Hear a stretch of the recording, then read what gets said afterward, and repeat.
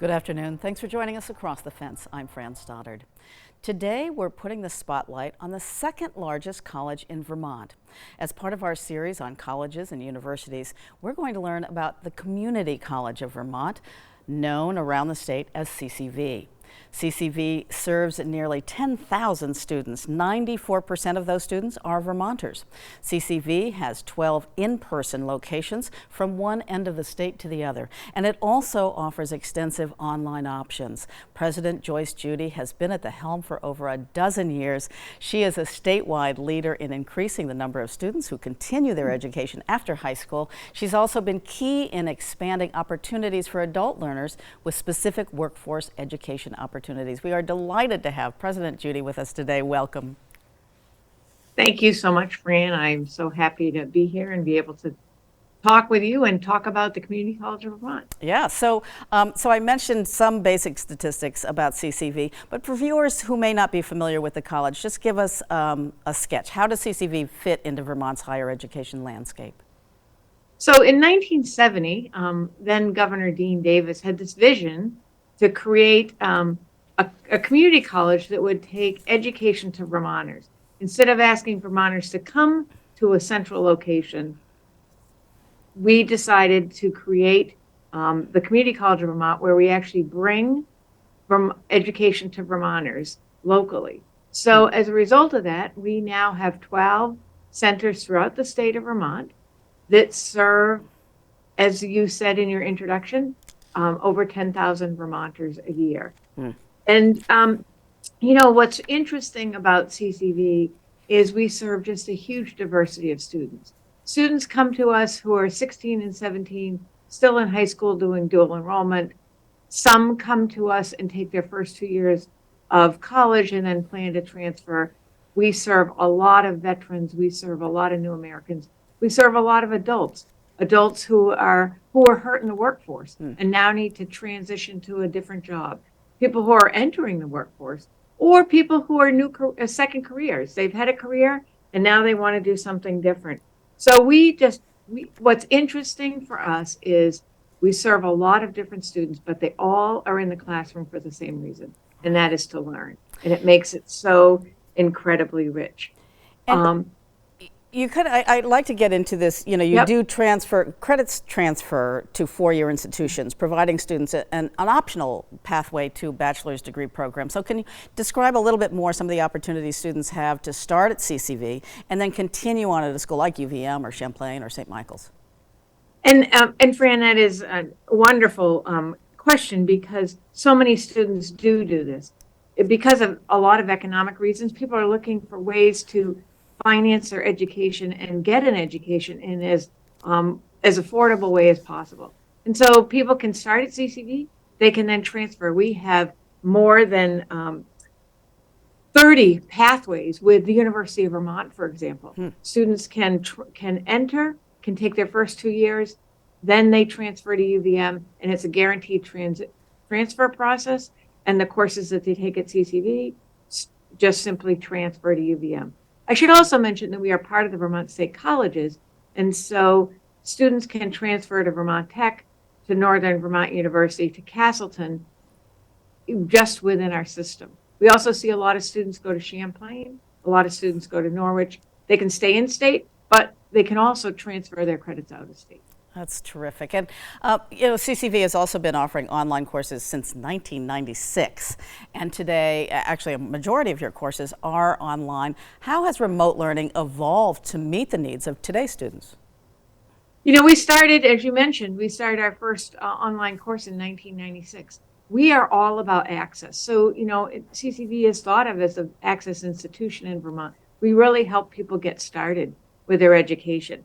And online was just another way to help adults who are busy, who have job obligations, family obligations, be able to do it. And so we have now a lot of different options for learning what we say learning remotely. We have straight online courses. We have courses that we call synchronous online, which means that they can actually, they join a course virtually, but they can do it from the comfort of their home or their office. They don't have to travel to a location. So, some colleges and universities saw declines of enrollment during COVID, and online was absolutely necessary during COVID. CCV has grown. What do you attribute that to, that readiness for online, or were there other elements as well? I believe this is one of the silver linings of COVID. One of the things, the most important thing that happened during COVID is, and I give full credit to the governor's office and to the administration and to the legislature for taking some of the money, particularly the federal COVID relief money that came into the state of Vermont and allowed people whose employment was impacted by COVID to go back to school and continue their education. And so we saw thousands of Vermonters who took advantage of that opportunity to be able to take classes during COVID and be prepared for what was coming after COVID. And so it just was a huge opportunity. And so I believe that in Vermont, during COVID was one of the first times that we got really serious about affordability in higher education. And we found that when you remove the barrier of cost, so many more Vermonters want to continue their education. Well, that is huge. And what was also huge is this whole role in workforce development. So talk to us a little bit about how you collaborate with Vermont businesses to help them train and hire employees that they might need. We do it in a lot of different ways, and we try to be very adaptable and very flexible with the workforce. For example, we have been working directly with a number of businesses, and many of them are saying, look, we need short-term credentials. Once we get a person in our door, we can then help them go back and get their degree. But a credential would be so important. So in the past 3 or 4 years, we have developed a tremendous number of credentials that help people get that collection of credits and learning that they need to quickly enter the workforce. I'll give you a couple of really specific examples of the work we do. We have done a lot of work with Central Vermont Hospital, and that's a collaboration between the hospital, CCV, and Vermont Technical College, where students can start they're employees of the hospital, and they can take courses at CCV, and then they finish their nursing program at Vermont Tech. And so they can go from being an administrative assistant, a technician, to all of a sudden 2 years later being an RN on the floor. It's huge. Another real example is with Brattleboro Memorial Hospital.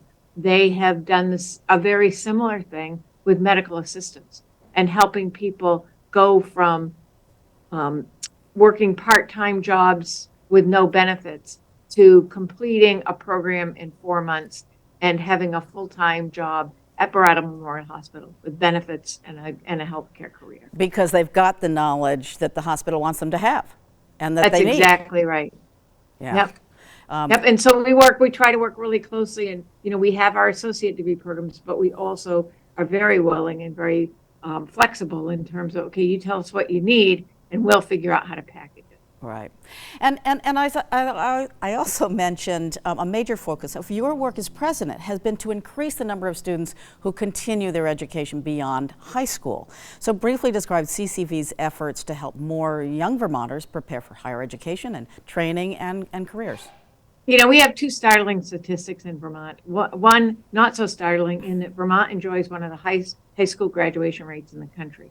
The startling statistic is that Vermont also ranks near the bottom in the number of individuals, Vermonters, who continue their education within 2 years after high school. And that's education, whether it's college, whether it's the military, whether it's apprenticeship. They're just not going into anything.